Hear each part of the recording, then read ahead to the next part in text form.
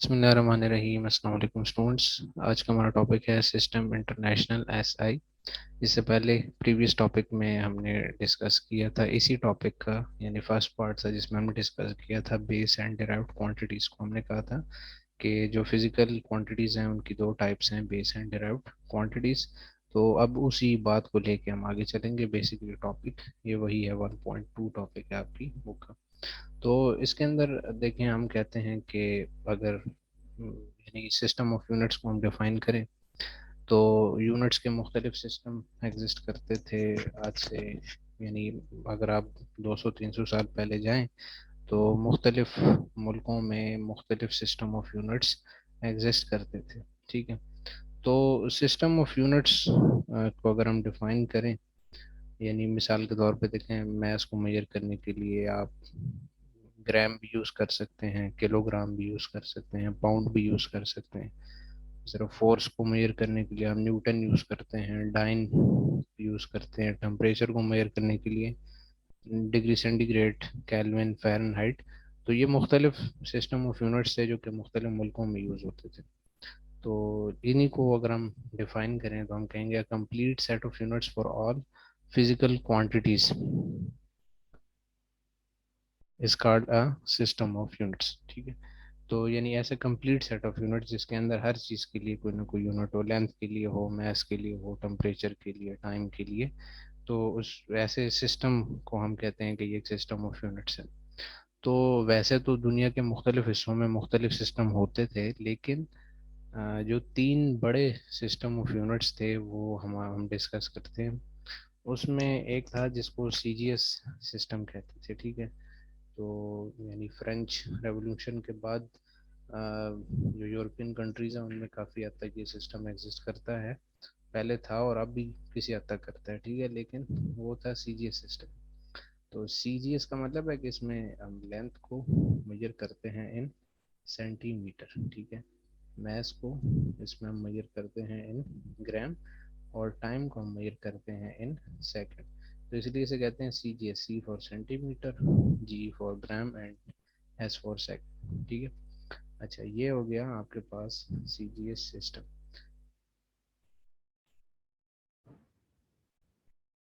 Okay. उसके बाद जो दूसरा सिस्टम ज़्यादातर एग्जिस्ट करता था, अच्छा ये जो है ना, इसको मतलब अगेन ब्रिटिश सिस्टम भी कहते हैं हमारा, F P S system. Next एक सिस्टम था जिसे एफ पी एस सिस्टम कहते थे। ये भी मतलब अमेरिकन या इस तरह की कंट्री, अमेरिका वगैरह कंट्री में यूज़ होता है अभी भी।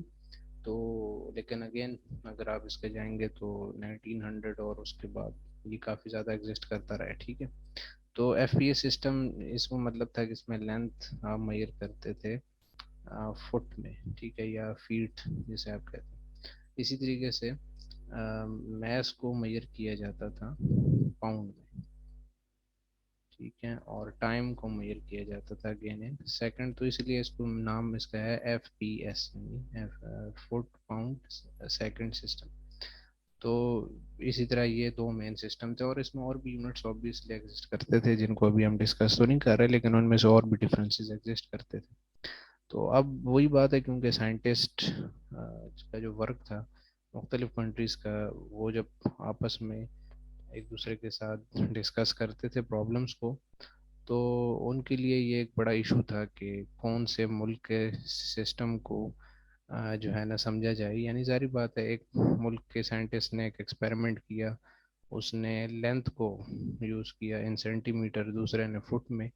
तो फिर उनकी कन्वर्जन्स में काफ़ी प्रॉब्लम्स आती थी। तो लिहाजा साइंटिस्ट ने बहुत सारी मीटिंग्स के बाद, यानी फ्रांस के अंदर जो है ना वो एक मीटर मूवमेंट हुई, और उसके अंडर फिर मुख्तलिफ ब्रांचेस बनी। जिस तरह general conference of weights and measures, उसके अंदर एक ब्रांच थी। तो वो हर साल मीटिंग्स करते थे और उसके अंदर डिफाइन करते थे मुख्तलिफ यूनिट्स को। तो उन्होंने फिर जो इनकी 11th मीटिंग थी 1960 में, उसमें उन्होंने सारे साइंटिस्ट ने दुनिया के एग्री किया कि हमारे पास पूरी दुनिया में एक ही सिस्टम होना चाहिए, जिसको उन्होंने नाम दिया एस आई का, यानी कि सिस्टम इंटरनेशनल। ठीक है। तो ये इसकी बेसिक हिस्ट्री है। तो अब एस आई को ज़रा देखते हैं। तो एस आई सिस्टम को हम एम के एस सिस्टम कहते हैं। यानी इसमें लेंथ को हम मेजर करते हैं मीटर में, और मैस को ऑब्वियसली आपको पता है इन किलोग्राम, और टाइम को हम इसमें मेजर करते हैं इन सेकंड। तो इसलिए इसको एम के एस सिस्टम भी कहते हैं, एस आई सिस्टम को। तो अब अगर हम इसको डिफाइन करें तो हम कहते हैं the international system of units, abbreviated S I from French word system international. तो बेसिकली ये फ्रेंच वर्ड था सिस्टम, आगे आप देखें ई भी आता है, इंटरनेशनल उसके आखिर में भी, तो ये फ्रेंच लैंग्वेज में इस तरह लिखते हैं। तो उन दोनों वर्ड से जब हम इन दोनों के फर्स्ट वर्ड यूज़ करते हैं एस और आई, इसलिए इसे कहते हैं एस आई सिस्टम या सिस्टम इंटरनेशनल। और या इसको आप कंप्लीट भी कह सकते हैं, इंटरनेशनल सिस्टम ऑफ यूनिट्स भी कहते हैं। तो is a scientific method of expressing the magnitudes और quantities of important physical quantities. तो अगेन ये साइंटिस्ट का एग्रीड यूनिट्स हैं जो कि सारी दुनिया के अंदर यूज़ होते हैं, और अब हर साइंटिस्ट को पता होता है कि जो भी स्टैंडर्ड यूनिट्स हैं वो किसी भी चीज़ के क्या हैं। ओके, तो जब 1960 में ये डिफाइन हो गया कि ये हमारे पास एक इंटरनेशनल सिस्टम ऑफ यूनिट्स है, तो उस टाइम साइंटिस्ट ने 3 किस्म के यूनिट्स को डिफाइन किया। ठीक है, ऐसा ही जो है system international, it is based on 3 kinds of units, base units, derived units and supplementary units. तो हम इन तीनों को बारी बारी ज़रा देखते हैं। तो सबसे पहले हमारे पास है base units. The units use to describe base quantities are called base units. Simple सी बात है, आपने इसे पहले पढ़ा था, वो था डिराइव्ड क्वांटिटीज। तो 7 डिराइव्ड क्वांटिटीज थी, उन्हीं 7 डिराइव्ड क्वांटिटीज के यूनिट्स को बेस यूनिट्स कहते हैं। ठीक है, तो for example length base quantity है तो मीटर बेस यूनिट है, टाइम बेस क्वांटिटी है सेकंड बेस यूनिट है, मैस का किलोग्राम ये बेस यूनिट है। ठीक है, टेम्परेचर का केल्विन, एम्पेयर, कैंडेला एंड मोल। तो ये सारे आपके पास क्या हैं, बेस यूनिट्स हैं फॉर द 7 बेस क्वांटिटीज। और फिर आगे उनके सिंबल्स हैं, मीटर का एम है, सेकंड का एस, किलोग्राम का केजी, केल्विन का कैपिटल के, एम्पेयर का कैपिटल ए, कैंडेला का सी डी एंड मोल का एम ओ एल। तो ये इनके सिंबल्स हैं 12, लेकिन these are the 7 base units of the 7 base quantities. Okay, एक और भी इसमें एक बात आती है कि an ideal standard for measuring base quantity is the one which is accessible and invariable. ठीक है, तो यहाँ पर इस बात का मतलब क्या है, ये भी अक्सर यानी पेपर में इसका क्वेश्चन आता है। वैसे मैं आपको बता देता हूँ कि इस तरह आ सकता है ना कि what are the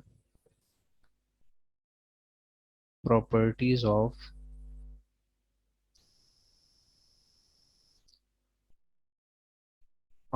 N ideal standard.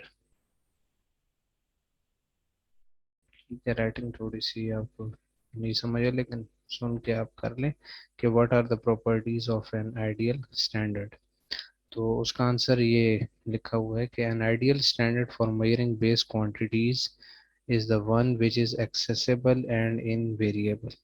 ठीक है, यानी कि आइडियल स्टैंडर्ड जो किसी भी बेस क्वांटिटी के लिए होगा, तो वो आपके पास एक्सेसिबल भी होना चाहिए और इन वेरिएबल भी होना चाहिए। तो इसका मतलब मैं आपको जस्ट थोड़ा सा बता देता हूँ। देखें, जो 7 बेस क्वांटिटीज़ हैं उनके जो बेस यूनिट्स हैं उनको एसआई ने प्रॉपरली डिफाइन किया हुआ है। ठीक है, वो आप नेट पे जाके देखिएगा, standard definition of second, standard definition of metre, standard definition of 1 kilogram, या standard definition of 1 ampere, standard definition of 1 Kelvin, standard definition of 1 mole and standard definition of 1 candela।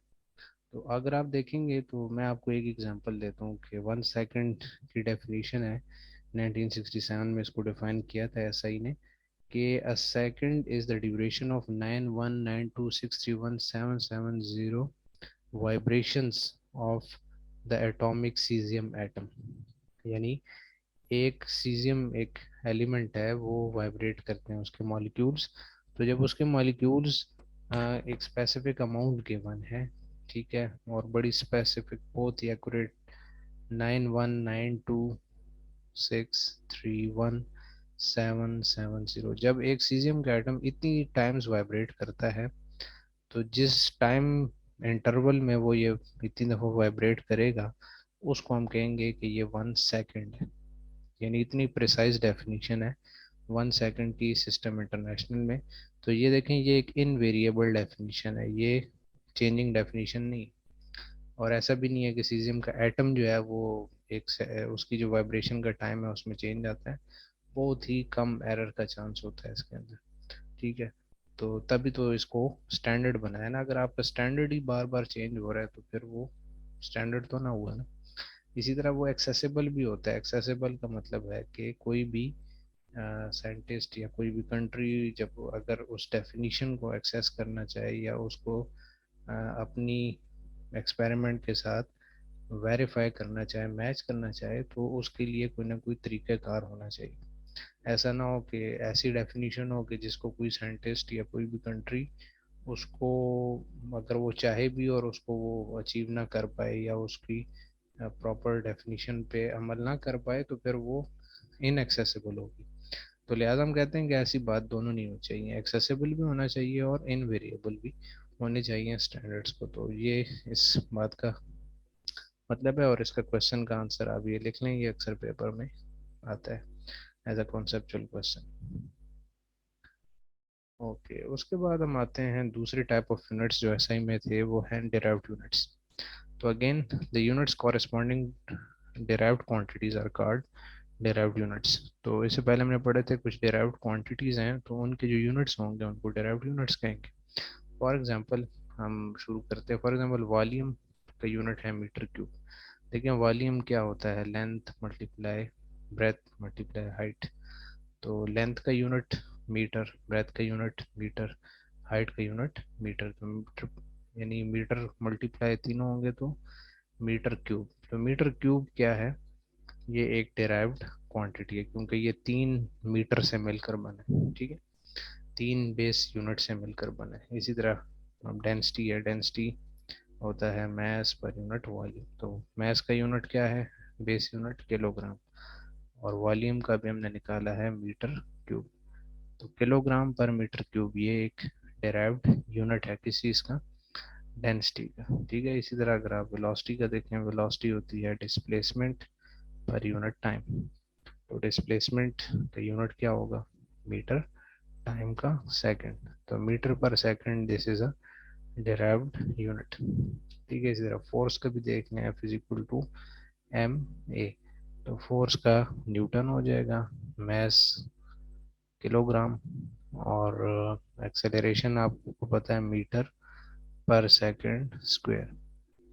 तो यानी न्यूटन जो है, देखें आप, ये 3 बेस क्वांटिटीज पे depend कर रहे हैं, बेस यूनिट्स पे डिपेंड कर रहे हैं, किलोग्राम, मीटर और सेकंड। तो लिहाजा Newton is a derived unit. इसी तरीके से अगेन एक्सेलरेशन भी है और आप बहुत सारे कर सकते हैं। ठीक है, तो मतलब 7 बेस यूनिट्स हैं, उनके अलावा जितने भी फिजिकल क्वांटिटीज़ हैं जो डिराइव्ड हैं, उन सब के यूनिट्स जो होते हैं वो डिराइव्ड यूनिट्स कहलाते हैं। ठीक है, तो उसके बाद हम आते हैं, थर्ड है सप्लीमेंट्री यूनिट्स। सप्लीमेंट्री यूनिट्स का मतलब है कुछ एक्स्ट्रा यूनिट्स, यानी ऐसे यूनिट्स जो ना तो बेस यूनिट्स हैं ना ही डिराइव्ड यूनिट्स हैं। तो जो general conference of weights and measures 1960 में, मैंने आपको कहा ना कि उन्होंने यानी बेस यूनिट्स को भी डिफाइन किया और डेराइव्ड यूनिट्स को भी डिफाइन कर दिया कि ये यूनिट्स और क्वांटिटीज बेस हैं, और ये वाले जो बाकी को उन्होंने कहा ये डेराइव्ड है। लेकिन दो यूनिट्स, दो फिजिकल क्वांटिटीज ऐसी थी कि जिनके ऊपर उनको मतलब शक था कि आया हम इसको बेस क्वांटिटीज में डालें या इसको डेराइव्ड में डालें। तो उस टाइम एक कंफ्यूजन थी, उस कंफ्यूजन की वजह से उन्होंने उस टाइम उसको थर्ड कैटेगरी के अंदर डिवाइड कर दिया, उसको उन्होंने नाम दिया सप्लीमेंट्री यूनिट्स को। तो ये इसकी डेफिनेशन है कि the CGPM has not classified to geometric units of SI. Geometric का मतलब है कि उसका जो वो दोनों यूनिट्स हैं वो ज्योमेट्रिकल है। वो आगे हम देखेंगे कि वो कैसे, एज इधर बेस और है डेराइव्ड यूनिट्स, कि ना तो उन्होंने कहा कि ये बेस है, ना ये कहा कि ये डेराइव्ड है। ठीक है, अनटिल 1985, यानी ये जो कन्फ्यूजन थी ये बेसिकली 1985 तक थी। बाद में मैं आखिर में आपको बताऊंगा कि अब उसका क्या बना फिर 1985 में। These units are called supplementary units. तो इन यूनिट्स को हम सप्लीमेंट्री यूनिट्स कहते हैं। तो वो यूनिट्स कौन से हैं, वो एक है रेडियन, दूसरा है स्टीरेडियन। ठीक है, तो अब सवाल है ये किस चीज़ के यूनिट्स हैं। तो हम कहते हैं रेडियन। रेडियन यूनिट है प्लेन एंगल का। ठीक है, जिस तरह मैं कहता हूँ मीटर किस चीज़ का यूनिट है, तो आप कहेंगे लेंथ का। ठीक है, तो ये जो रेडियन है ये किस चीज़ का यूनिट है, ये प्लेन एंगल का यूनिट है। इसी तरह दूसरा है स्टेरेडियन। तो स्टेरेडियन किस चीज़ का यूनिट है भाई, ये सॉलिड एंगल का यूनिट है। ये आगे अभी हम पढ़ेंगे क्या होते हैं। ठीक है, और अगर इनके सिंबल्स देखें तो रेडियन को RAD और स्टेरेडियन को SR इस तरीके से लिखते हैं। तो हम अपनी नेक्स्ट वीडियो में इन दोनों को डिटेल में पढ़ेंगे, रेडियन को भी और स्टेरेडियन को भी।